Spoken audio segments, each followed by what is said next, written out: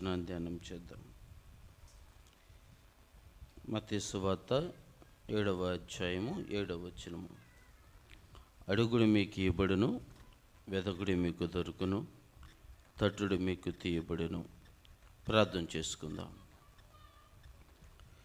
మహాగణుడా, మహోన్నతుడా, సర్వాధికారి అయిన దేవ, సర్వశక్తి సంపన్నుడా, నీకే వందనాలు, స్తుతులు, స్తోత్రాలు తండ్రి.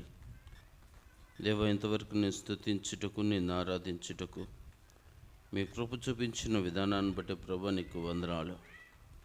నీ గ్రంథమందరి ఆశ్చర్యకరమైన, దీవెనకరమైన, హెచ్చరికరమైన నీ మాటలు ధ్యానం చేయబోతూ ఉండగా మీరే మా అందరితోనూ మాట్లాడమని, మా ఆత్మీయ జీవితంలో తండ్రి ప్రభు బలపరచమని యేసుక్రీస్తు నామములో ప్రార్థించి అడిగి వేడుకుంటున్నాము తండ్రి, ఆమేన్. మన రక్షకుడైన యేసుక్రీస్తు ప్రభువారు ఆ దినాన దేవుని ప్రజలతో ఆయన మాట్లాడుతున్న మాటలు ఇవి. ఆయన తెలియజేస్తున్న మాటలు మనం గమనించినప్పుడు అడుగుడు మీకు ఇయ్యబడును అని ఇక్కడ రాయబడి ఉంటుంది. అనేక సందర్భాల్లో ఈ మాటను మనం ధ్యానం చేస్తుంటాం. అందరికి బాగా తెలిసిన వాక్యం, అడుగుడి మీకు ఇయ్యబడును, వెదకుడి మీకు దొరుకును, తట్టుడి మీకు తీయబడునని ఎవరు మాట్లాడుతున్నారు? యేసు ప్రభువారు తెలియజేస్తూ ఉంటున్నాడు. అడిగితే మీరు ఏం చేస్తారంట? మీకు ఇయ్యబడును.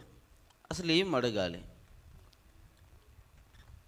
మనం దేవుని ఎదురు నుంచి ఏమి అడగాలి, ఏమి పొందుకోవాలి అని ఒకసారి మనం ఆలోచన చేస్తే మనము ప్రాముఖ్యంగా ఏమడుగుతాము?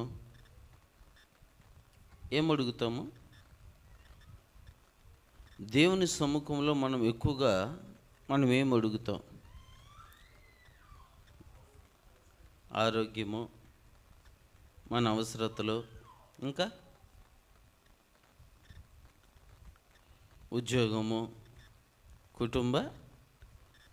కుటుంబంలో ఉన్న ఇరుకు ఇబ్బందులు, ఎక్కువగా ఇవే మనము తరచుగా దేవుని సముఖంలో మనం ఏం అడుగుతామో ఇవే ఎక్కువగా మనము అడుగుతూ ఉంటాం.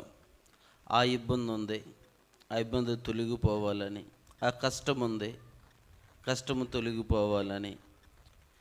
లేకపోతే ఇంకా మనకు ఎదురయ్యే జీవన విధానంలో ఎదురయ్యే ఆర్థిక పరిస్థితులు, ఇవన్నీ కూడా తొలగిపోవాలని మనము అడుగుతూ ఉంటాం. అయితే దేవుని యొక్క వాక్యంలో ఒక శిష్యుడు ఒకటి అడుగుతూ ఉంటున్నాడు. చూద్దాము. 2వ రాజుల గ్రంథము 2వ అధ్యాయము 9వ వచనము.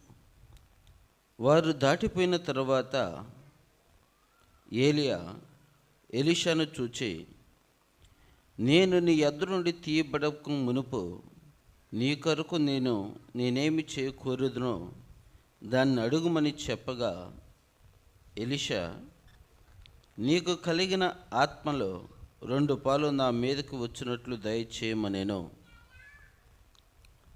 ఏలియాను దేవుడు ఆరోహణం చేయబడక మునుపు ఏలియా దగ్గర ఎలీషా ఏం చేస్తూ ఉన్నాడు? శిష్యరకం చేస్తూ ఉంటున్నాడు. దేవుడు ఏలియాని తీసుకుని వెళ్ళాలని నిర్ణయించుకున్నాడు.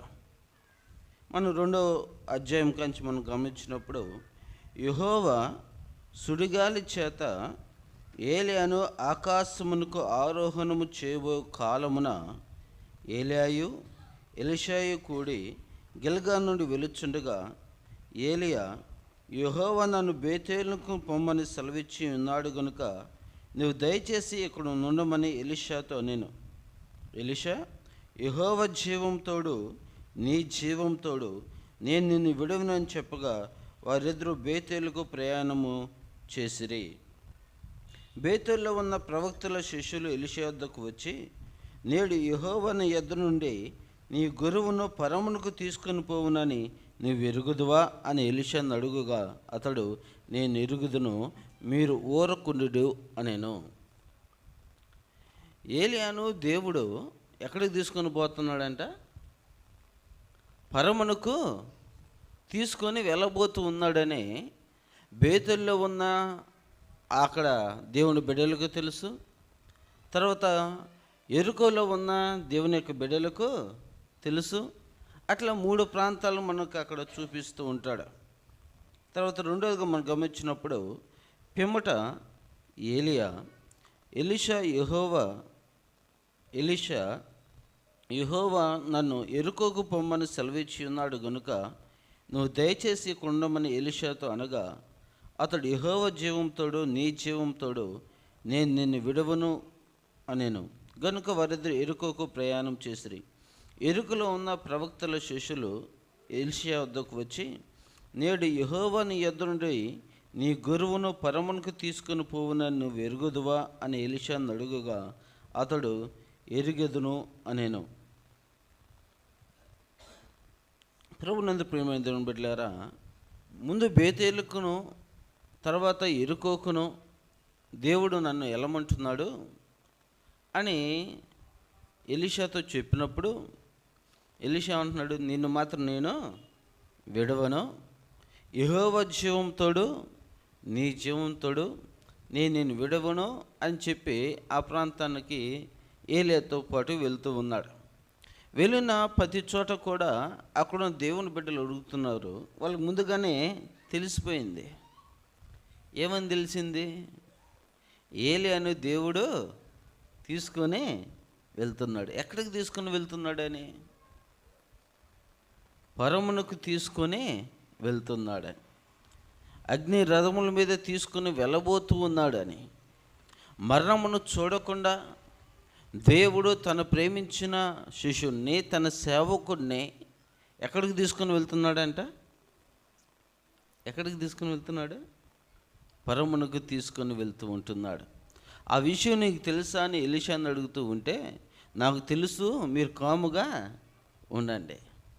అంతా అయిపోయిన తర్వాత ఏలియా అడుగుతూ ఉంటున్నాడు, ఎలీషాని అడుగుతున్నాడు, అయ్యా దేవుడు నన్ను తీసుకుని వెళ్ళబోయే సమయము వచ్చింది, అసలు నా నుంచి నువ్వేం ఆశిస్తున్నావు అని అడుగుతూ ఉంటున్నాడు.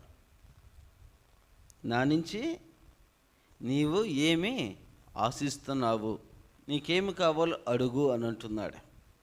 ఇక్కడ యేసు ప్రభువారు కూడా మాట్లాడుతూ ఉంటున్నాడు, అడుగుడి మీకు ఇయ్యబడును, అడుగుడి మీకు ఇయ్యబడును అని అంటున్నాడు. అదే మాటను ఏలియా తన శిష్యుడైన ఎలీషాను అడుగుతున్నాడు, అసలు నా నుంచి నీకేమీ కావాలి, నీవేమి ఆశిస్తూ ఉంటున్నావు?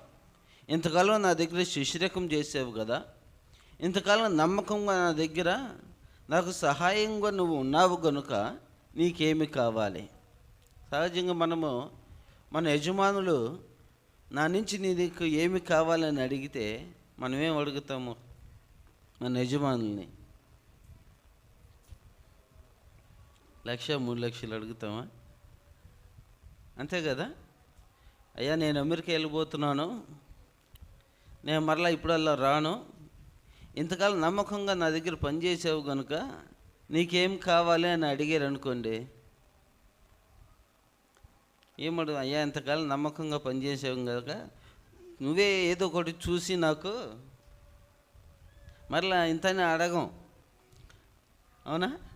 నువ్వే ఏదో ఒకటి చూసి మంచిది నాకేదో ఒకటి, నీకు తెలుసు కదా నా పరిస్థితి అంతా, ఇంతకాలం కనిపెట్టుకొని నీ దగ్గర చిన్నదానికి పెద్దదానికి పనిచేస్తూ వచ్చి ఉన్నాను కదా, నీకు కంటిలో నలుసులాగా, ఇలా అన్ని రకాలుగా మనం చెప్పి ఏం చేస్తాము?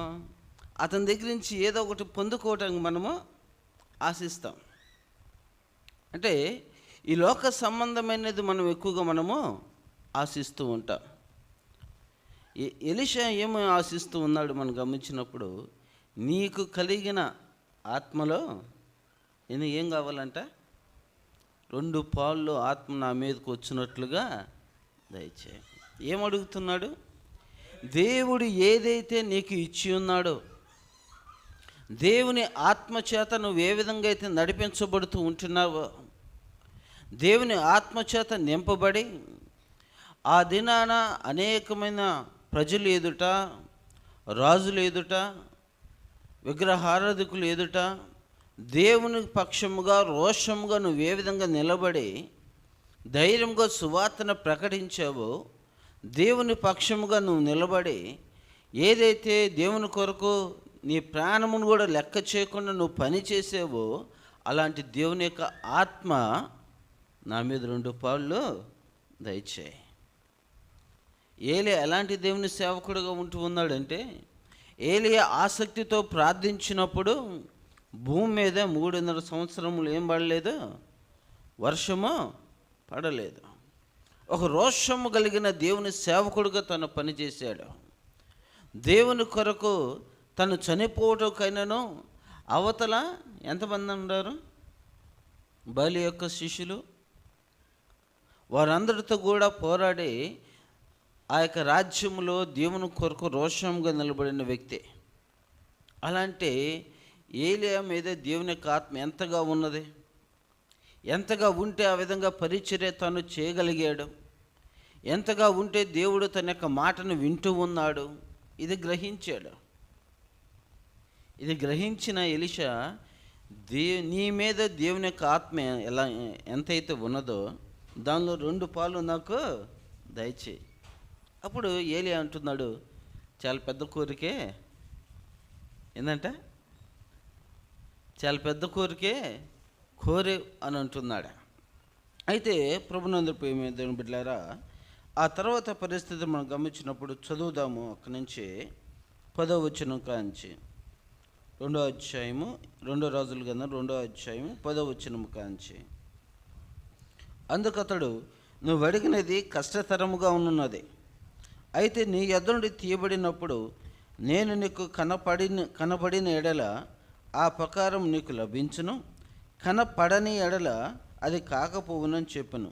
వారు ఇంకా వెలుచు మాట్లాడుచుండగా, ఇదిగో అగ్ని రథమును అగ్ని గుర్రములను కనపడి వీరిద్దరిని వేరు చేసెను. అప్పుడు ఏలియా సుడిగాలి చేత ఆకాశమునకు ఆరోహణమైను. ఎలీషా అది చూచి, నా తండ్రి ఇశ్రాయేల్ వారికి రథమును రౌతులను నీవే అని కేకలు వేసెను. అంతలో ఏలియా అతనికి మరలా కనపడకపోయిను. అప్పుడు ఎలీషా తన వస్త్రమును పట్టుకొని 2 తునకలుగా చేసెను. మరియు ఏలియా దుప్పటి కింద పడగా అతడు దాన్ని తీసుకొని యోర్దాను ఒడ్డుకు వచ్చి నిలిచి, ఒంటి మీద నుండి కింద పడిన ఆ దుప్పటి పట్టుకొని నీటి మీద కొట్టి, ఏలియా యొక్క దేవుడని యెహోవా ఎక్కడ ఉన్నాడనెను. అతడు ఆ దుప్పటితో నీటిని కొట్టగా అది ఇటు అటు విడిపోయి ఉన్నందున ఎలీషా అవతలి యొడ్డుకు నడిచిపోయాను. ఎరుకో దగ్గర నుండి కనిపెట్టుచుండిన ప్రవక్తల శిష్యులు అతను చూచి, ఏలియా ఆత్మ ఎలీషా మీద నిలిచి ఉన్నదని చెప్పుకొని అతను ఎదుర్కొని పోయి అతనికి సాష్టాంగ నమస్కారం చేసి ఏం చేసిన, ఏమొచ్చిందంట, ఏలియా యొక్క ఆత్మ ఎవరి మీదకి వచ్చిందంట, ఎలీషా మీదకి వచ్చింది. ఇక్కడ గమనించినప్పుడు ఎలీషా ఏమడుగుతూ ఉన్నాడు, ఆత్మను అడుగుతున్నాడు, దేవుని యొక్క ఆత్మను అడుగుతూ ఉంటున్నాడు. దేవుని కొరకు నిలబడగలగాలి, దేవుని పరిచర్య ఆయనలాగా నేను కూడా చేయాలి. దేవుని యొక్క రక్షణ సువార్తను దేవుడు తన ప్రజలకు ఏ విధంగా అయితే తెలియచేయమన్నాడో ఆ సువార్త నేను కూడా తెలియచేయాలనేది ఎలీషా యొక్క ఆశ కలిగిన ప్రాణం దేవుడు ఏం చేస్తాడు, తృప్తిపరుస్తాడు. మనం ఏమి అడుగుచున్నాం, మీరు ఏది అడిగినానో అది పొందుకొని ఉన్నారని నమ్ముడి అని అంటున్నాడు. ఆవేదంత విశ్వాసం ఉన్న ఎడల అది మీకు వచ్చును అని అంటున్నాడు. అంటే విశ్వాసము దేవుని యొక్క వాక్యం తెలియజేస్తుంది. నేటి దినాల్లో విశ్వాసం నేను కనుగొందునా అని ఆయన మాట్లాడుతూ ఉంటున్నాడు. ఈ దినాల్లో ఏమి విశ్వాసము కనుగొనలేని విధంగా మనం ఉంటున్నాం. దేవుని యందు బలమైన నమ్మకం లేని జీవితాన్ని మనము జీవిస్తూ ఉంటున్నాం. ఇక్కడ ఎలీషా 2 ఆత్మను అక్కడ పొందుకున్నట్లుగా మనం చూస్తూ ఉంటున్నాం. యోర్దాను నది ఏం చేయబడింది, 2గా చేల్చబడింది. చిన్న పిల్ల కాలువ కాదు, అది చాలా పెద్ద నది. ఆ నది యువతల నుంచి అవతలకు ఎలా చేల్చబడింది? దేవుడు అతనికి తోడుగా ఉన్నాడు. ఒక దినాన దేవుడు మోషేకు తోడై ఉన్నాడు గనుక, దేవుని ప్రజలకు తోడై ఉన్నాడు గనుక ఆయన ఏం చేశాడు? ఎర్ర సముద్రమును పాయలుగా చీల్చాడు. ఆ తర్వాత మనం గమనించినప్పుడు ఏలియాకు దేవుడు తోడై ఉన్నాడు కనుక యోర్దాను నదిని చీల్చి అవతలకి వెళ్ళారు. అవతలకి వెళ్ళిన తర్వాత ఏలియాను దేవుడు తీసుకొని పోయాడు. ఇతను ఒంటరి వాడిగా ఉండాడు. అంతవరకు ఇతని మీద ఏముంది? ఎలీషా మీద ఏముంది? ఏమీ లేదు, ఏమీ లేదు. ఏలియా మీదే దేవుని యొక్క ఆత్మ పనిచేస్తూ ఉంటుంది. ఆ నది అవతలకి వెళ్ళకముందు ఏలియా అడుగుతూ ఉన్నాడు ఎలీషాను, నేను వెళ్ళబోతున్న సమయం వచ్చింది, నీకేమి కావాలి అడుగుతుంటే, నీ మీద ఉన్న ఆత్మను నాకు 2 పాలు దయచేయి చాలు.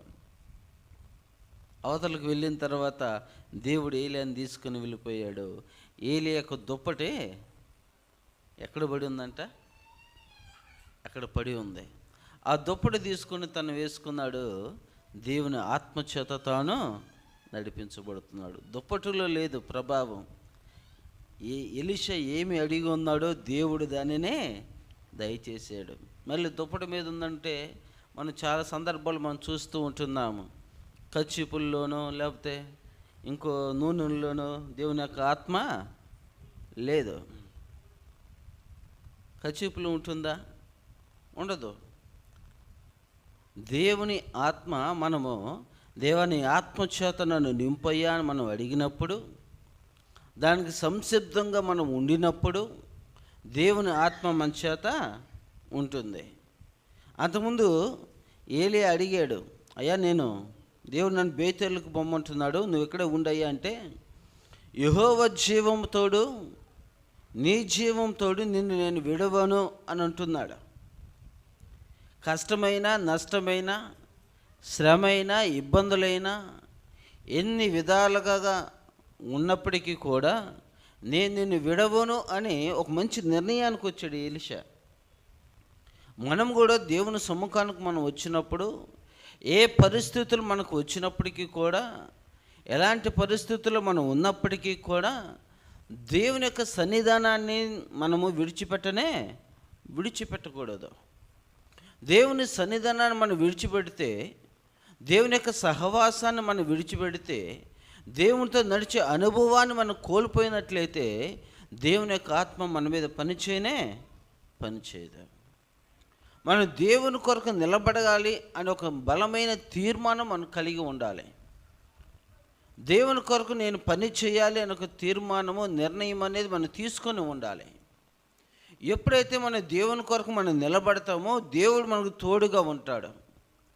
ఎప్పుడైతే దేవుని పని కొరకు ఎంత కష్టమైనా నేను దేవుని పని చేయాలని నిర్ణయించుకుంటామో ఆ పనిలో దేవుడు మనకు సహాయము చేస్తాడు. ఆ విధంగా ఎలీషా నిలబడినట్లుగా మనం అక్కడ చూస్తూ ఉంటున్నాం. మరొక సందర్భాన్ని మనం గమనించినప్పుడు 2 రాజుల గ్రంథము 6వ అధ్యాయము 13వ వచనం కాంచి చూద్దాం. అందుకు రాజు, మేము మనుషులను పంపి అతన్ని తిప్పించినట్లు నీవు వెళ్ళి అతడుండు చోటు చూచిరమ్మని సెలవేయగా అతడు దోతానులో ఉన్నాడని వర్తమానం వచ్చును. కాబట్టి రాజు అచ్చటికి గుర్రములను, రథములను, గొప్ప సైన్యమును పంపెను. వారు రాత్రివేళ వచ్చి దిశలను పట్టణమును చుట్టుకొనగా దైవజనుడైన అతని పనివాడు పెందలకాడే లేచి బయటకు వచ్చినప్పుడు గుర్రములను, రథములను గల సైన్యము పట్టణమును చుట్టుకొని ఉండుట కనపడెను. అంతటా అతను పనివాడు, అయ్యో నా ఏలినవాడా, మనమేమి చేయదమని ఆ దైవజనుడితో అనగా అతడు, భయపడవద్దు, మన పక్షమున ఉన్నవాడు వారికంటే అధికులై ఉన్నారని చెప్పి. ఇక్కడ మనం గమనించినప్పుడు ఎలీషాను పట్టుకున్నట్టుకు ఎవరు వస్తూ ఉంటున్నారు? ఒక గొప్ప సైన్యం వచ్చింది. ఎవరు ఈ సైన్యం అని గమనించినప్పుడు సిరియా రాజు ఆ సైన్యాన్ని పంపిస్తూ ఉంటున్నాడు. కారణం ఏందయ్యా అని మనం గమనిస్తే, ఇశ్రాయేల్ మీద యుద్ధం చేయటానికి సిరియా రాజు ఎంత ప్రయత్నం చేసినప్పటికీ ఇశ్రాయేల్ ప్రజలు, ఇశ్రాయేల్ సైన్యము ఆ యుద్ధానికి వెళ్ళటానికి మొగ్గు చూపటం లేదు. దేవజనుడిని ఎలీషా ఏం చేస్తున్నాడంటే ఆ ప్రాంతానికి వెళ్ళొద్దని ముందుగా చెప్తూ ఉండడం బట్టి వాళ్ళు ఆ యుద్ధానికి వెళ్లకుండా ఆగిపోతూ ఉంటున్నారు. దీనికి కారణం ఏంటి అని ఆ సిరియా రాజు ఆలోచన చేస్తే, ఆ యొక్క రాజు దగ్గర ఉన్న వ్యక్తి చెప్పాడు, అయ్యా ఇశ్రాయేలులో ఒక ప్రవక్త ఉన్నాడు. ఆ ప్రవక్త ముందుగానే ఏం చేస్తున్నాడంటే, మీరు యుద్ధానికి వెళ్ళవద్దని ముందుగా సమాచారం అనేది వారికి తెలియజేస్తూ ఉన్నాడు అని ఎలీషా గురించి చెప్తాడు. ఎప్పుడైతే ఎలీషా గురించి చెప్పాడో ఆ రాజు ఏం చేస్తాడంటే, అసలు ఆ ప్రవక్తనే పట్టుకొని రండి, అప్పుడు మనం ఏం చేద్దామంటే ఆ దేశం మీదకు పోయి మనము యుద్ధము చేయొచ్చు అని ఆ సేవకుడు కొరకు పంపిస్తూ ఉంటాడు. ఇక్కడ గమనించినప్పుడు వాళ్ళు ఎంతమంది వచ్చారు? గుర్రాలు వేసుకొని, రథాలు వేసుకొని గొప్ప సైన్యం వచ్చిందంట. ఎవరి కొరకు? దేవుని యొక్క సేవకుడి కొరకు. ఆ సేవకుడి దగ్గర ఒక అతను పనిచేస్తూ ఉంటున్నాడు, పనివాడు. ఆ పనివాడు వీరందరిని చూచి ఆ పట్టణాన్ని ముట్టడి వేగా ఆ పనివాడు చూసి, అయ్యా గొప్ప సైన్యం వచ్చేసింది, ఇప్పుడు మనం తప్పించుకోవడానికి కూడా మార్గము లేదు, ఇప్పుడు మనం ఏం చేయాలి అని అంటున్నప్పుడు ఎలీషా అడుగుతూ ఉన్నాడు దేవుణ్ణి. ఏమని అడుగుతున్నాడు చూడండి, ఇక్కడ 18వ వచనం నుంచి చూద్దాము. ఆ దండువారు అతను సమీపించినప్పుడు ఎలీషా, ఈ జనులను అంధత్వంతో మొత్తమని యెహోవాకు వేడుకొనగా ఆయన ఎలీషా చేసిన ప్రార్థన చొప్పున వారిని అంధత్వంతో మొత్తెను. వీళ్ళు ఎవరి కోసం వచ్చారు? ఎలీషా కోసము వచ్చారు. వచ్చిన వాళ్ళు సమాచారం తెలుసుకోకుండా వస్తారా? ఆయన ఎలా ఉంటాడు, ఏ పోలికల్లో ఉంటాడు తెలుసుకోకుండా వస్తారా? అన్నీ తెలుసుకొనే వస్తారు. గొప్ప సైన్యము. ఒకరిద్దరా మర్చిపోవటానికి, రూపురేఖలు మర్చిపోవటానికి కాదు కదా.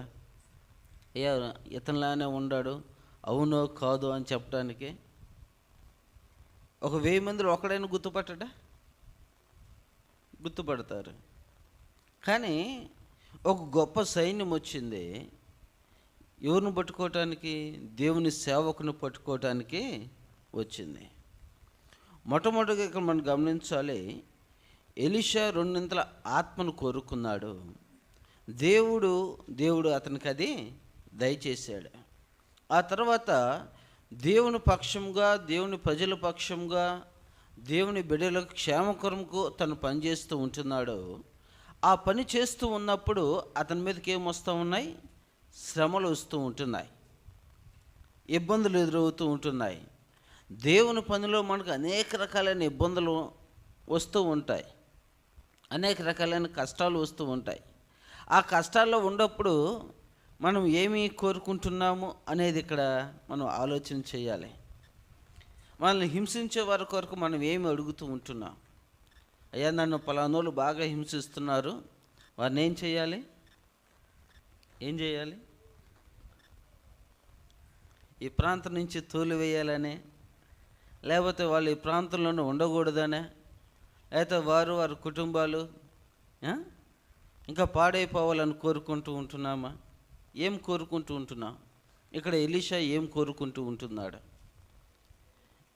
ఆ సైన్యమంతా కూడా వచ్చినప్పుడు ఎలీషా ఏం చేస్తున్నాడు? అయ్యా అంధత్వం కలుగు చేయి వారికి అని అంటున్నాడు. ఆ శత్రు సైన్యమంతా వచ్చేసారు. వచ్చినప్పుడు వాళ్ళకి ఏం కలిగిందంటే, దేవుడు అతను ప్రార్థించిన విధానాన్ని బట్టి ఏం వచ్చింది వాళ్ళకి? అంధత్వం. అంటే కనిపెట్టలేకపోతూ ఉంటున్నారు. ఎవరిని కనిపెట్టలేకపోతున్నారు? ఎలీషాను కనిపెట్టలేకపోతు. ఎవరి దగ్గరికి వచ్చి అడుగుతున్నారు సమాచారము? ఆయన దగ్గరికి వచ్చి సమాచారము అడుగుతూ ఉంటున్నారు. అయితే ఎలీషా ఏం చేస్తూ ఉన్నాడంటే, వాళ్ళని ఎక్కడికి తీసుకొని వచ్చాడంటే షామ్రోను ఆ యొక్క మధ్యలోకి తీసుకొని వస్తే ఎక్కడికి తీసుకుని వచ్చాడు వాళ్ళు మొత్తాన్ని? ఆ యొక్క షామ్రోను పట్టణంలోకి వారందరూ తీసుకుని వచ్చాయి. వారికి ఏం చేస్తూ ఉన్నాడంట? ఏం చేస్తూ ఉన్నాడు? విందు చేస్తూ ఉంటున్నాడు. ఏం చేస్తున్నాడు? భోజనం చేస్తూ ఉంటున్నాడు. చూడండి 20వ వచనం కానీ చూద్దాం, 19వ వచనం కానీ. అప్పుడు ఎలీషా, ఇది మార్గము కాదు, ఇది పట్టణము కాదు. మీరు నా వెంట వచ్చిన ఎడల మీరు వాని ఎదుకు మేము తీసుకొని పోదునని వారితో చెప్పి షామ్రోను పట్టణమునకు వారిని నడిపించిన. వారు షామ్రోనుకు వచ్చినప్పుడు అతడు యెహోవా వీరు చూచినట్లు వీరి కళ్ళు తెరవమని ప్రార్థన చేయగా యెహోవా వారి కళ్ళు తెరవజేసిన గనుక వారు తాము షామ్రోను మధ్య ఉన్నామని తెలుసుకున్నది. అంతటా ఇశ్రాయేలు రాజు వారిని పారజూచి, నాయనా వీరిని కొట్టుదునా అని ఎలీషాను అడుగుగా అతడును, నీవు వీరిని కొట్టవద్దు, నీ కత్తి చేతను నీ వింటి చేతను నువ్వు చెరపట్టిన వారిని కొట్టుదునా? వారికి భోజనం పెట్టించి వారు తిని త్రాగిన తర్వాత వారు తమ యజమానుని ఎద్దకు వెళ్ళుదురని చెప్పెను. ఎవరి కోసం వచ్చారు వీళ్ళు? ఎలీషాను పట్టుకుందామని వచ్చారు. వచ్చిన వారిని దేవుడు ఏం చేస్తూ ఉన్నాడు? వాళ్ళకి అంధత్వం కలుగు చేయయ్యా అని ప్రార్థన చేశాడు. ఏం చేయమని? అంధత్వం కలుగు చేయమని. అడుగుడి మీకు ఇయ్యబడును. ఈయన ఏం అడుగుతూ ఉంటున్నాడు? శత్రువులు వచ్చారు, శత్రువులు దండెత్తి వచ్చారు, తన ప్రాణాన్ని తీయగొరటానికి వాళ్ళు ప్రయత్నం చేస్తూ ఉంటున్నారు. వారందరిని కూడా ఏం చేస్తూ ఉన్నాడు? శత్రువు చేతికి చిక్కినప్పుడు ఏం చేస్తారు? చంపి వేస్తారు. వారందరిని తీసుకుని వచ్చి వాళ్ళని దెబ్బ కూడా వేయకుండా వాళ్ళని ఏం చేస్తూ ఉన్నాడంట? ఏం చేస్తూ ఉన్నాడు? భోజనం పెట్టి పంపిస్తూ ఉన్నాడు. రోమిలకు రాసిన పత్రికలో మాట రాయబడి ఉంది, నీ శత్రువులకు నువ్వు భోజనం పెట్టిన యెడల వారి తల మీద ఏము ఉంచబడుతుందంట? ఏం ఉంచబడుతుంది? నిప్పుల కుంపటి. ఏం ఉంచబడుతుందంట? నిప్పుల కుంపటి ఉంచబడుతుందంట. ఇప్పుడు ఏం చేస్తూ ఉన్నాడు దైవజనుడు? ఏం చేస్తూ ఉన్నాడు? వాళ్ళని చక్కగా తీసుకొని వచ్చి ఒక మాట కూడా అనకుండా, వాళ్ళని ఒక దెబ్బ కూడా కొట్టకుండా చక్కగా వారికి భోజనం పెట్టించి పంపించి వేస్తూ ఉంటున్నాడు. ఇక్కడ వాళ్ళని శ్రమలు, తనకు వచ్చిన కష్టం అయినప్పటికీ కూడా, వారు తనను చంపటానికి వచ్చినప్పటికీ కూడా, తను తీసుకొని వాళ్ళు బంధించి తీసుకొని వెళ్ళటానికి వచ్చినప్పటికీ కూడా తను ఏం చేస్తూ ఉన్నాడు? క్షమించి వేస్తూ ఉంటున్నాడు. ఏం చేస్తూ ఉన్నాడు? క్షమిస్తూ ఉంటున్నాడు. నీ మీదకి వచ్చిన వాళ్ళు మనం క్షమించగలుగుతామా? దండెత్తి నీ మీదకి వచ్చిన వాళ్ళందరూ మనం క్షమిస్తామా? ఏం చేస్తాము? తగిన సమయం కోసం మనము చూస్తూ ఉంటాం. ఒంటరిగా ఉన్నప్పుడు వాళ్ళందరూ వచ్చారు. ఇప్పుడు ఎవరి ప్రాంతంలోకి వచ్చారు వీళ్ళందరూ? ఇదివరకు ఒంటరిగా ఉన్నాడు. ఆ ఒంటరిగా ఉన్నప్పుడు ఈ సైన్యమంతా కూడా వచ్చింది పట్టుకోవటానికి. దేవుని అడుగుతూ ఉంటున్నాడు, అయ్యా వీళ్ళకి అంధత్వం కలుగు చేయని అడిగాడు. దేవుడు వాళ్ళకి అంధత్వం కలుగు చేశాడు. మీరు నా వెంట రండి అని.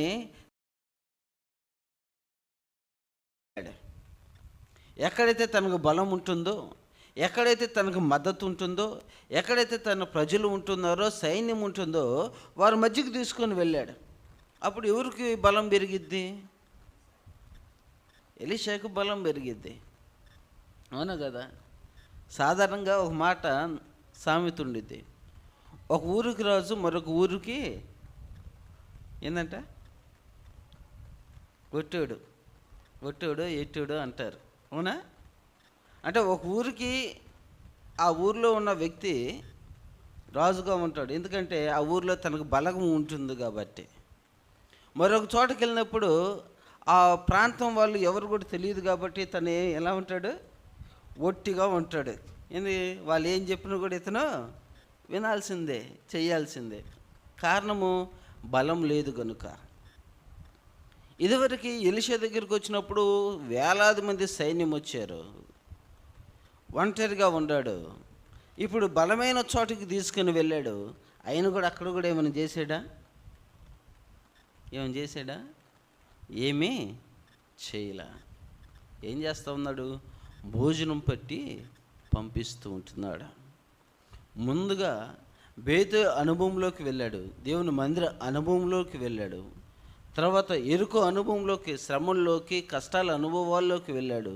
తర్వాత రక్షణ మార్గం అనే యోర్దాను అనుభవంలోకి వచ్చిన తరువాత, దేవుని యొక్క ఆత్మచేత నింపబడిన తరువాత, దేవుని ఆత్మచేత తాను నడిపించబడుతున్న తర్వాత, దేవుని ప్రజలకు దేవునికి మధ్య వారధిగా ఉన్న తర్వాత, ఎదుటి సైన్యము తన మీదకు వచ్చినప్పటికీ కూడా దేవుని ఆత్మచేత నడిపించబడుతున్నందున, తాను రక్షించబడినందున, దేవుని కొరకు తను జీవిస్తున్నందున, తన మీదకు వచ్చిన శత్రువులు సైతం తను ఏం చేస్తూ ఉన్నాడు? క్షమించగలిగిన అనుభవంలోకి ఎలీషా వచ్చాడు. ఇది కదా మనం అడగాల్సిందే. ఒకసారి దేవుని మందిరానికి వచ్చిన తర్వాత, దేవుని యొక్క శరీరమును రక్తమును మనం తీసుకుంటూ ఉన్న తర్వాత, ప్రభు బల్లలో మనం చేయిస్తున్న తర్వాత, నమ్మి బాప్తిసం పొందిన తర్వాత, మనం ఎవరి అనుభవంలోకి మనం వెళ్తున్నాము? లోక సంబంధమైన అనుభవాల్లోకి మనం వెళ్తూ ఉంటున్నామా? దేవుని సంబంధమైన అనుభవాల్లోకి మనము వెళ్తూ ఉంటున్నామా అనేది మనం పరిశీలించుకోవాలి. ఒకసారి ఒక యవనస్తుడు కలిశాడు. అయ్యా అన్న, మనం రాజులము, రాజు యొక్క బిడ్డలు మనకేం కావాలన్నది కూడా దేవుడు మనకు ఇస్తాడు. మనం ఈ లోకంలో ఏదైనా మనం తీసుకోవచ్చు. తద్వారా మన ద్వారా ఏం కలుగుతుందంటే దేవునికి మహిమ కలుగుతుంది అని అంటున్నాడు. రాజు బిడ్డలమే. అసలు రాజు ఏం చేసాడు మన కొరకు? అమ్మా, మన రాజు బిడ్డలమే. మన తండ్రి రాజు, ఈ సర్వ సృష్టికర్త అయిన దేవుడు. ఆయన మాట మాత్రం సెలవిస్తే సమస్తమును కూడా కలిగినాయి. ఆకాశమైన సింహాసనం, భూమి అయిన పాదపీఠము. నిరంతరము పరిశుద్ధుడు పరిశుద్ధుడని గాన ప్రతిగానముల చేత స్తుతించబడుతున్న వ్యక్తి. బంగారం ఆయనది, వెండి ఆయనది, సమస్తము ఆయనదే. అయితే ఆ గొప్ప రాజు అసలు ఏం చేశాడు?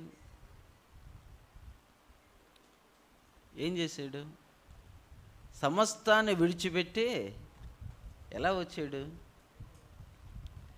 దీనుడుగా, దరిద్రుడుగా ఈ లోకానికే వచ్చాడు. అది వద్దు మనకి. ఆ అనుభవం మాత్రం మనకి కోరుకోం. రాజు కాబట్టి మనము రాజులమే. ఆయన ఏమంటున్నాడు? నేనే మార్గమును, సత్యమును, జీవమును అని అంటున్నాడు. మీరు నన్ను పోలి నడుచుకొనుడి అంటున్నాడు. మనం ఎవరిని పోలి నడుచుకోవాలి?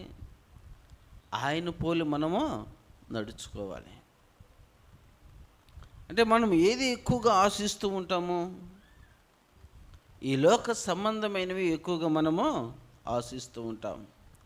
ఎలీషా ఏలే దగ్గర శిష్యరకం చేస్తున్న ఎలీషాయేమో ఏం ఆశించాడు? రెండింతల ఆత్మను ఆశించాడు.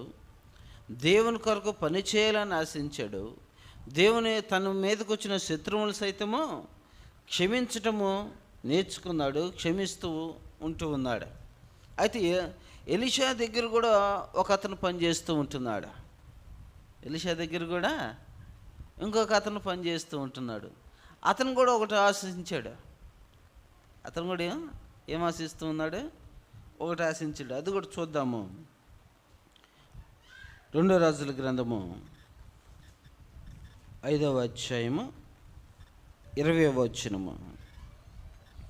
అంతటా దైవజనుడైన ఎలీషాకు సేవకుడు గెహాజీ, సిరియానీయుడైన ఈ నయమాను తీసుకువచ్చిన వాటిని అంగీకరించుటకు తన యజమానికి మనసు లేకపోయిన కానీ, యెహోవా జీవముతోడు నేను పరిగెత్తుకొని పోయి అతను కలుసుకొని అతని యొద్ద ఏదైనా తీసుకుందని అనుకొని నయమాను కలుసుకున్నట్టుకై పోవచ్చుండగా నయమాను తన వెనక నుండి పరుగున వచ్చుచున్న వాడిని చూచి తన రథం మీద నుండి దిగి వాడిని ఎదుర్కొని క్షేమమా అని అడిగిన.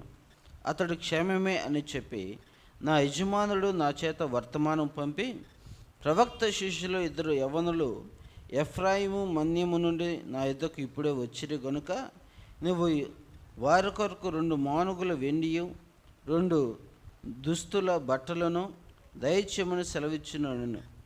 అందుకు నయమాను, నీ కనుకూలమైతే రెట్టింపు వెండి తీసుకొనమని బతిమాలి 2 సంచుల్లో 4 మానుగుల వెండి కట్టి 2 దుస్తుల బట్టలనిచ్చి తన పనివారిలో ఏదన్నా వారి మీద వాటిని వేయగా వారు గెహాజీ ముందర వాటిని మోసుకొని పోయిరి.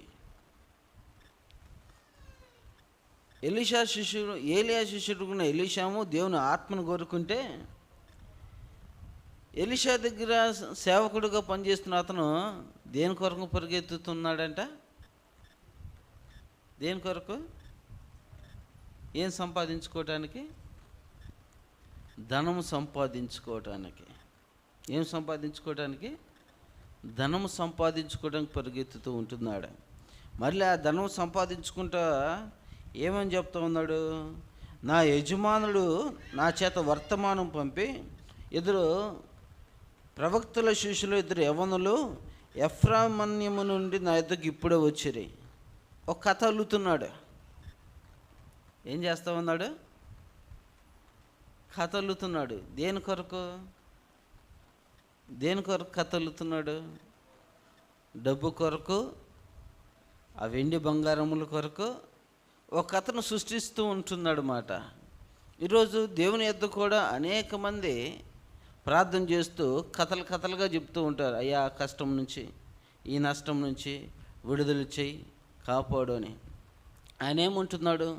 నీలో ఉన్నవాడు లోకంలో ఉన్నవాని కంటే ఎలాంటి వాడు? గొప్పవాడు. ఆయన మనలో ఉంటానంటున్నాడు. నేను నీకు తోడై ఉన్నాను అని ఆయన మాట్లాడుతూ ఉంటున్నాడు. నీలో ఉన్నవాడు లోకంలో ఉన్నవాని కంటే గొప్పవాడు. మనము అనుదినము దేవుని యొక్క ఆత్మ చేత, దేవుని యొక్క వాక్యం చేత మనం నడిపించబడుతున్నప్పుడు, దేవుని యొక్క శరీరమును, దేవుని యొక్క రక్తమును మనం తీసుకుంటూ ఉంటున్నప్పుడు ఆయన ఎవరితో ఉన్నట్టు? మనతో ఉన్నట్టేనా? మనలో ఉన్నట్టే కదా. ఆయన మనలో ఉన్నప్పుడు మీరు ఏమి తిందురో ఏమి తాగుదురో వాటి గురించి మీకు చింత వద్దు అని అంటున్నాడు.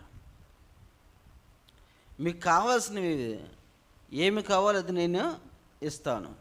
ఆకాశ పక్షులు చూడుడి, అవి విత్తవు, పంట కొయ్యవు, వాటిని పోషిస్తున్న నేను మిమ్మల్ని పోషించనా అని చెప్తున్నాడు ఆయన. వాక్యాలను మనం బాగా వింటూ ఉంటాం. వాటిని పోషించి నేను మిమ్మల్ని పోషించనా అని చెప్తున్న దేవుడు మనల్ని పోషించడా?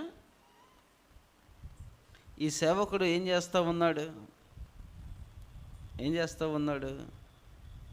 ఒక బలమైన సేవకుడి దగ్గర పనిచేస్తున్నప్పటికీ బలహీనమైన వాటి కొరకు తను ఏం చేస్తూ ఉన్నాడు? పరుగులు ఎత్తుతూ ఉంటున్నాడు. నిన్ను నన్ను తల్లి గర్భంలో రూపింపక మునిపే మనల్ని ఎరిగిన దేవుడు మనకు తోడే ఉన్నప్పటికీ, ఆయన మనల్ని చేపట్టి నడిపించేవాడుగా ఉన్నప్పటికీ, నేను ఇమ్మానుయేలు దేవుడిగా ఎల్లప్పుడూ నీకు తోడై ఉండి నీ చేపట్టి నడిపిస్తున్నానని మాట ఇస్తున్నప్పటికీ కూడా నమ్మకము లేక బలహీనులముగా ఈ లోకం కొరకు మనం పరుగులెత్తే వరంగా మనం ఉంటున్నాం. ఆ దినాన ఎలీషా దగ్గర ఉన్న సేవకుడు దేని కొరకు పరుగులు ఎత్తుతూ ఉంటున్నాడు అని అంటే, వెళ్ళి ఏం అడుగుచున్నాడయ్యా అని మనం గమనించినప్పుడు, నా సేవకుడి దగ్గరకు మరొక 2 వచ్చారు, వారి కొరకు నా సేవకుడి దగ్గర నుంచి ఏం తీసుకురమ్మంటున్నాడు? వెన్నిని వాటిని తీసుకొని రమ్మంటున్నాడు. అంటే వాటిని తీసుకొని వెళ్తూ ఉంటున్నాడు. తీసుకుని వెళ్ళిన తర్వాత ఎలీషా తనతో అడుగుతూ ఉంటున్నాడు. ఆ మాటలు మనం చూద్దాము 24వ వచనం దగ్గర నుంచి. మెట్ల దగ్గరకు వారు రాగానే వారి ఎదురుంటే గెహాజీ వాటిని తీసుకొని ఇంటిలో దాచి వాడు, నీ దాసుని నేను ఎచ్చటికి పోలేదనెను. అంతటా ఎలీషా వానితో, ఆ మనుష్యులు తన రథము దిగి నేను ఎదుర్కొనుటకు తిరిగి వచ్చినప్పుడు నా మనసు నీతో కూడా రాలేదా? ద్రవ్యమును, వస్త్రములను, ఒలీవ చెట్ల తోటలను, ద్రాక్ష తోటలను, గొర్రెలను, ఎడ్లను, దాసదాసులను సంపాదించుకున్నట్టుకు ఇది సమయమా? కాబట్టి నయమాను కలిగిన కుష్టు నీకును నీ సంతతికిని సర్వకాలము అటు ఉండును అని చెప్పగా, వాడు మంచు వలె తెల్లని కుష్ఠము కలిగి ఎలీషా ఎదుటి నుండి బయటకు వెళ్ళాను. ఏం పొందుకోవటానికి ప్రయత్నం చేశాడు, అది పొందుకున్నాడు. కానీ లోక సంబంధంగా తను కలిగిన ధనధాన్యాదులు సంపాదించుకున్నాడు. కానీ దాంతోపాటు ఏం సంపాదించుకున్నాడు? కుష్ఠును సంపాదించుకున్నాడు. అన్నిటికంటే ఏది కోల్పోయాడు? దేవుని సన్నిధానాన్ని కోల్పోయాడు. మనలో దేవుని యొక్క ఆత్మ లేకపోతే, వాక్యము మన హృదయంలో లేకపోతే మనం ఏం కోల్పోతాము? కోల్పోతాం. నీతిని కోల్పోతాం, యథార్థతను కోల్పోతాం, దేవుని యందు భయభక్తులు మనము కోల్పోతున్నాం. దేని కొరకు మనం జీవిస్తున్నట్లుగా మనము జీవిస్తూ ఉంటామే తప్ప అది మనకు గురి లేని జీవితంగా మారిపోతూ ఉంటుంది.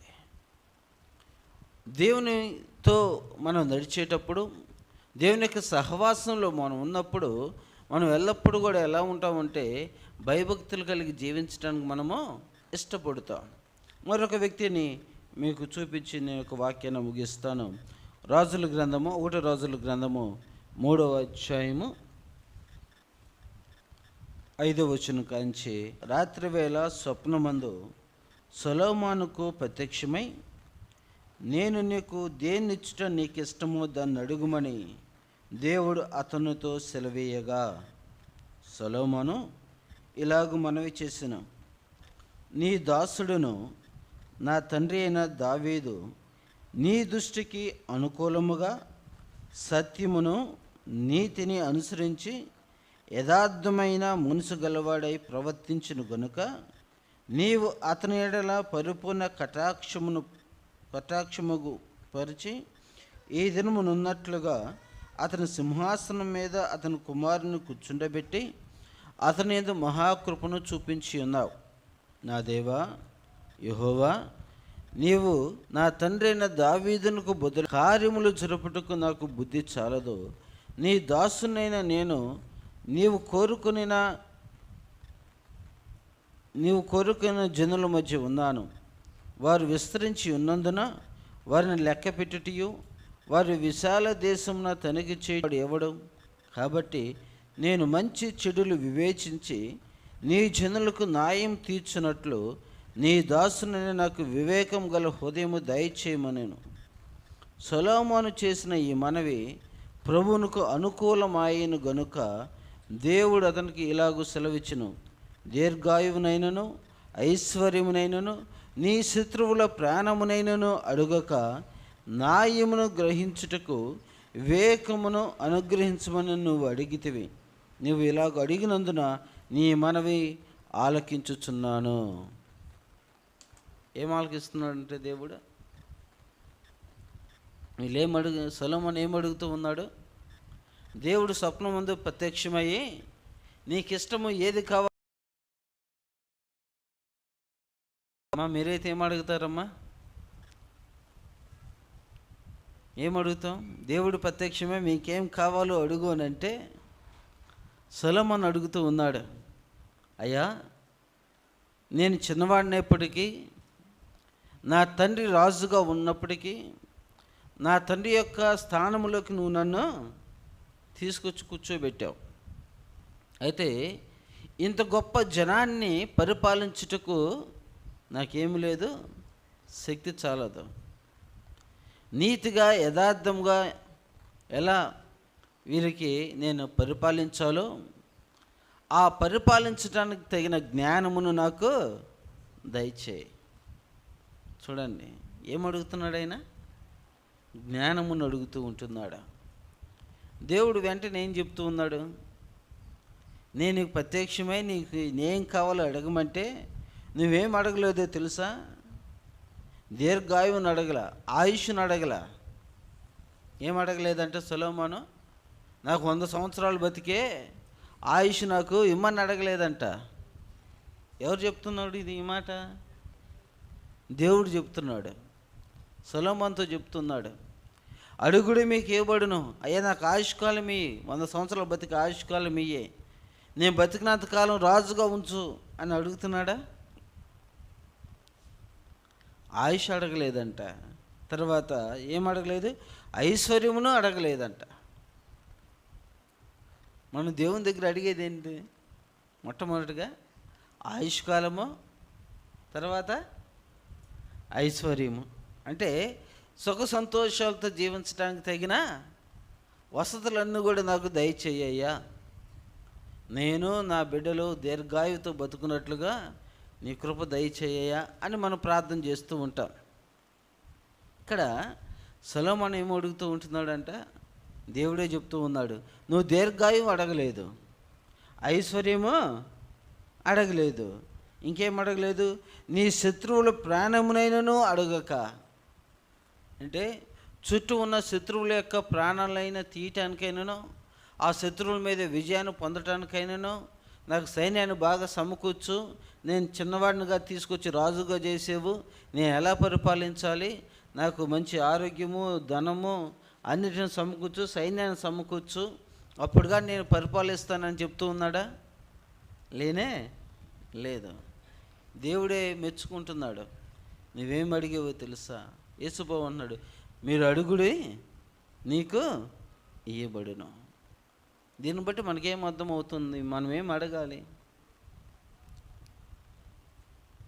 నేను పరిశుద్ధుని కనుక మీరును ఏమై ఉండాలంట? పరిశుద్ధులై ఉండుడి.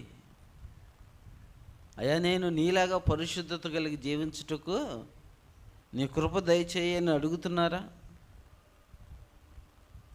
ఏం అడుగుతున్నాం మనము?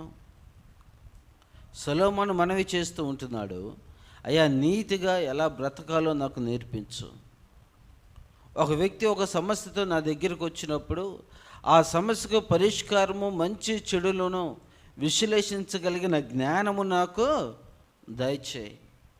వారికి సరైన సమాధానం తెలియచేయటానికి, ఆ యొక్క సమస్యల నుంచి వారు విడిపించబడటానికి, వారి కుటుంబాలు కట్టబడటానికి, వారి కుటుంబాలలో సమాధానం ఉండటానికి వారికి ఎలాంటి సలహాలు ఇవ్వాలో అలాంటి సలహాలు నా నోటిన ఉంచు. మనం న్యాయం తీర్చామనుకోండి, ఎలా ఉంటుంది? ఒకరికి అన్యాయమో జరుగుతుంది, అవునా కదా? మనం ఒకరికి న్యాయం తీర్చాలంటే బలమైన వ్యక్తికి న్యాయం జరుగుతుంది, బలహీనుడికి అన్యాయమో జరుగుతుంది. అలా జరగకుండా ఉండాలంటే మనకేం కావాలి? ఇరువురికి సమన్యాయం జరగాలంటే మనకేం కావాలి? జ్ఞానము కావాలి. అదే జ్ఞానము లోక సంబంధమైన జ్ఞానమా? కాదు, పరము నుండి ఇచ్చే జ్ఞానము, దైవ సంబంధమైన జ్ఞానము. ఆ జ్ఞానములో ఏముంటుందంటే సమన్యాయం అనేది ఉంటుంది. అది అడుగుతున్నాడు సొలొమోను.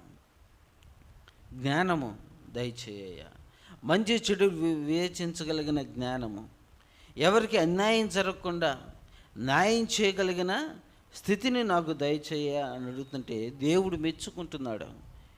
నేను నీకు స్వప్నం ముందు ప్రత్యక్షమే, నేను నీకు ఏమి కావాలని అడుగుతా ఉంటే నువ్వు వెండి బంగారాలు ఆశించలేదు, కానీ నా ప్రజలను ఎలా నడిపించాలో, వాళ్ళని ఏ విధంగా పరిపాలించాలో అలాంటి జ్ఞానాన్ని అడుగుతున్నావు. కాబట్టి నీకు సమస్తమును కూడా నేను ఇస్తున్నాడు. వెండిని, బంగారాన్ని, దీర్ఘాయువును అన్నిటిని కూడా దేవుడు ఇస్తూ ఉంటున్నాడు. కాబట్టి ప్రేమనందు ప్రేమైన దేవుని బిడ్డలారా, దేవుడి దినాన్ని మనతో మాట్లాడుతున్నాడు. ఏలియా శిష్యుడుగా ఉన్న ఎలీషా తన యొక్క శిష్యరికాన్ని బట్టి ఏలియాని అడుగుతున్నాడు, నీకు కలిగిన ఆత్మలో 2 పాలు నాకు దయచేయి అని అడిగాడు. దేవుడు అతను అడిగింది దేవుడు అతనికి ఇస్తూ వచ్చాడు. అతని దగ్గర శిష్యరికం చేస్తున్న గెహాజీ దేనికోసం పరుగులెత్తు అడుగుతూ ఉన్నాడు? వెండి బంగారములు సంపాదించుకుంటూ పరుగులెత్తి సేవకుడి మీద కథలు చెప్తూ ఉన్నాడు.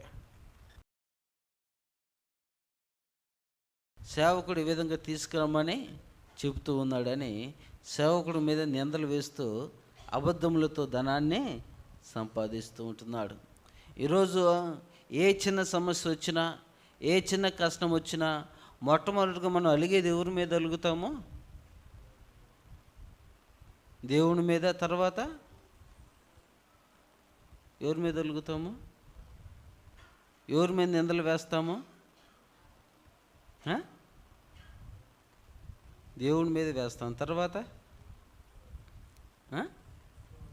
ఇంట్లో వాళ్ళ మీద కాదు, సేవకుడి మీద వేస్తాం. మనం ఎవరిని కార్నర్ చేస్తాము? మనకి ఏ కష్టం వచ్చినా, ఏ సమస్య వచ్చినా, ఎలాంటి ఇబ్బందులు వచ్చినా దేవుని మీద నేను వేస్తాము. తర్వాత సేవకుడి మీద మన మనస్తాపం కలిగి వెళ్ళిపోతూ ఉంటాం. ఇక్కడ ఇతను ఏం చేస్తూ ఉన్నాడు? తన యొక్క కష్టాన్ని తీర్చుకోవటానికి, తన యొక్క అప్పులు తీర్చుకోవడానికో, తను సంపాదించడానికో తను ఎవరి మీద నిందలు వేస్తూ ఉన్నాడు? ఎవరి మీద నిందలు వేస్తున్నాడు? సేవకుడి మీద నిందలు వేస్తూ సేవకుడికి పేరు చెప్పి తాను ధనం సంపాదించుకుంటూ ఉంటుందా? అవునా కదా? ఎవరి పేరు చెప్పాడు ఇక్కడ? సేవకుడి పేరు చెప్పారు. అప్పుడు ఆ సేవకుడు అంటున్నాడు, వెండి బంగారం సంపాదించుకుంటూ ఇది సమయమా? మనం ఏం సంపాదించుకోవటానికి? అసలు దేవుడు మనకు ఈ లోకంలోకి మనం పంపించడం గల కారణం ఏమిటి? అసలు దేవుని కొరకు మనం ఏమి చేయాలి? మనం ఒకసారి ఆలోచన చేసినప్పుడు ఆయన అంటూ ఉన్నాడు, తల్లి గర్భంలో రూపంపకునిపై నిన్ను నేను ఎన్నుకొని ఉన్నాను. ఆయన మనల్ని ఎన్నుకుంటూ ఉంటున్నాడంట. దేని కొరకు? విరగొట్టడానికి, నలగొట్టడానికి, దేవుని యొక్క పరిచర్య మనము చేయటానికి. కాబట్టి ప్రభునందు ప్రియమైన దేవుని బిడ్డలారా, ఈ దినాన్ని మనం ఏం అడుగుతూ ఉంటున్నాము? దేవుని యొద్ద దేవుని యొక్క ఆత్మను మనం అడిగే వారంగా మనం ఉంటున్నామా? నీతిగా యథార్థంగా జీవించడానికి మనం ప్రయాసపడుతూ ఉంటున్నామా? మనము దేవుని మీద, దేవుని యొక్క సేవకుల మీద మనం నిందారోపణలు వేసేవారంగాను, మన పనిని కొనసాగించుకునే వారంగా మనం ఉంటూ ఉన్నామా? యథార్థంగా జీవించడానికి, దేవుని యొక్క జ్ఞానం చేత నింపబడటానికి మనం ప్రయాసపడుతున్నామా అనేది మనం ఒకసారి మనం పరిశీలించుకున్నట్లయితే, దేవుడు మనల్ని అడుగుతూ ఉంటున్నాడు, నేను పరిశుద్ధులు కనుక మీరును పరిశుద్ధులై ఉండుడి. కాబట్టి మనం పరిశుద్ధంగా ఈ లోకంలో జీవించడానికి మనం ఏం చేయాలి? ప్రయాసపడాలి. అయ్యా, ఆ విధంగా నీలాగా నేను ఈ లోకంలో జీవించుటకు మనం నీకు కృప దయచేయ అని మనము అడిగే వరంగా ఉండాలి. అలా అడిగినప్పుడు కష్టాలు అనేవి మనకి ఉంటాయి, శ్రమలు అనేవి మనకు ఉంటాయి. ఎలీషాలో మనం అదే చూస్తూ ఉంటున్నాము. శత్రువులు వచ్చినప్పుడు కూడా తను ఏం చేస్తూ ఉన్నాడు? క్షమించి భోజనం పెట్టగలుగుతున్నాడు.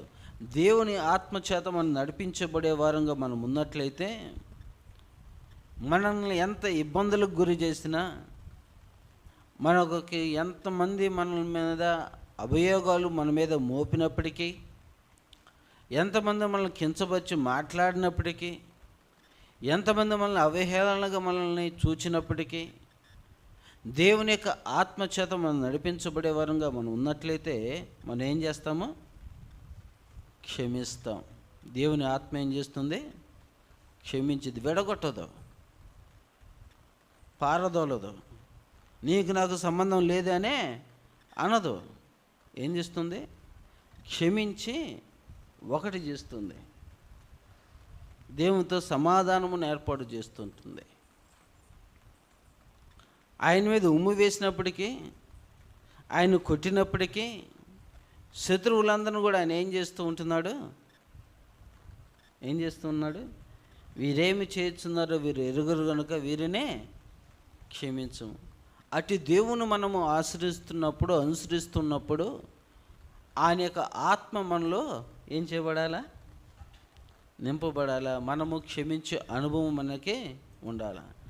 మనకి కష్టం వచ్చినప్పుడు, శ్రమ వచ్చినప్పుడు, ఇబ్బందులు కలిగినప్పుడు ఎలీషా వలె ప్రార్థించి వారికి కన్నులు తెరవబడినట్లుగా జ్ఞానం చేత, సొలొమోనులాగా జ్ఞానం చేత మనము ఇరువురికి సమన్వయం చేయగలిగిన ఆత్మ చేత, దేవుని యొక్క ఆత్మ చేత మనము నడిపించబడే వారంగా మనము ఉండాలి. అలాంటి పరిశుద్ధాత్మ చేత నన్ను నింపయ్యా అని మనము ప్రార్థించేవారుగా మనము ఉండాలని దేవుడు మనకి దినాన్ని సెలవిస్తూ ఉంటున్నాడు. అటు గొప్ప పరిశుద్ధాత్మ దేవుడు మనకందరికీ కలుగుజేయనుగాక. ఆమేన్. ప్రార్థన చేసుకుందాం. ఒకసారి మనం పరిశీలన చేసుకుందాం. ఏ ఆత్మ చేత నువ్వు నింపబడుతూ ఉంటున్నావు? దేవుని యొక్క ఆత్మ చేత నడిపించబడుతూ ఉంటున్నావా? ఈ లోక సంబంధమైన అధికార యొక్క ఆత్మ చేత నువ్వు నడిపించబడుతూ ఉంటున్నావా? దేవుని యొక్క ఆత్మ నిన్ను పరమునకు తీసుకుని వెళ్తుంది. ఈ లోక సంబంధమైన దురాత్మ నిన్ను నరకానికి తీసుకుని వెళ్తుంది, రోగానికి తీసుకుని వెళ్తూ ఉంటుంది, దేవుని సన్నిధానానికి నిన్ను దూరం చేస్తూ ఉంటుంది. దేవుని ఆత్మచేత నడిపించబడిన ఏలియా మరణం చూడకుండా పరమునకు వెళ్ళాడు. దేవుని యొక్క ఆత్మచేత నింపబడిన ఎలీషా క్షమించగలిగిన అనుభవం కలిగి తన శత్రువులను సైతం క్షమించి వారికి భోజనం పెట్టి పంపించగలుగుతూ ఉంటున్నాడు.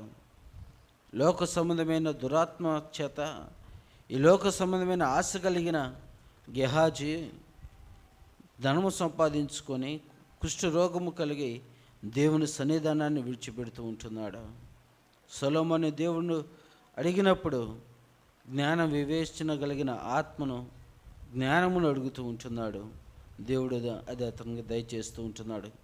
ఈరోజు నీవు నేను కూడా ఏమి అడుగుతూ ఉంటున్నాము? దేవుని యొద్ద, దేవుని యొద్ద నుండి ఏమి ఆశిస్తూ ఉంటున్నామో సమస్తమును కలుగజేసిన దేవుడు నీకు ఇవ్వటానికి సిద్ధంగా ఉన్నాడు.